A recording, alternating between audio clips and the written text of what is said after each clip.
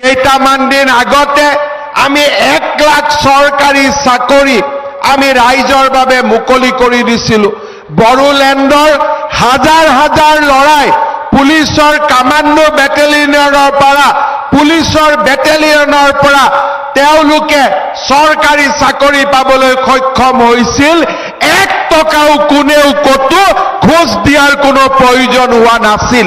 মই আপোনালোকক প্ৰতিশ্ৰুতি দিছো যে ৰাজ্য চৰকাৰে অহা বছৰবিলাকত আৰু 30,000 চাকৰি অহা বছৰত নিযুক্তি দিব। 2-3টাকৈ নতুন বেটেলিয়নত চাকৰি ওলাব। বড়োলেণ্ডৰ লৰাই চাকৰি পাব। কতো টকাও আমি ঘোষ দিব নালাগে। তেনেকুৱা আজি আমি এটা পৰিৱেশ নিৰ্মাণ কৰিছো।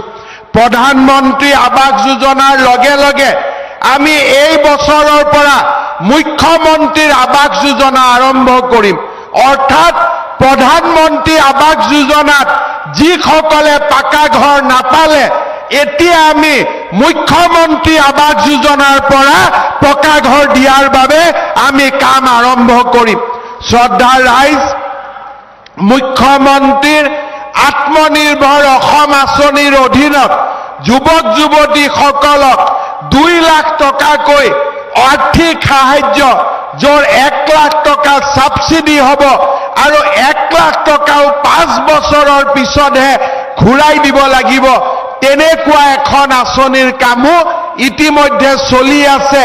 আবেদনৰ প্ৰক্ৰিয়া চলি আছে। মই বিটিআৰৰ যুৱক যুৱতীসকলক অনুৰোধ কৰিম যে আপোনালোকে এই মুখ্যমন্ত্ৰীৰ আত্মনিৰ্ভৰ অসম আঁচনিখনত আবেদন কৰি 2 লাখ টকালৈকে নিজৰ ব্যৱসায় কৰাৰ বাবে চৰকাৰৰ পৰা আৰ্থিক সাহায্য লাভ কৰক আৰু বিটিআৰৰ সকলো ৰাইজক যুৱক যুৱতীক এই আঁচনিখনৰ বাবে আবেদন কৰিবলৈ মই আহ্বান জনাম।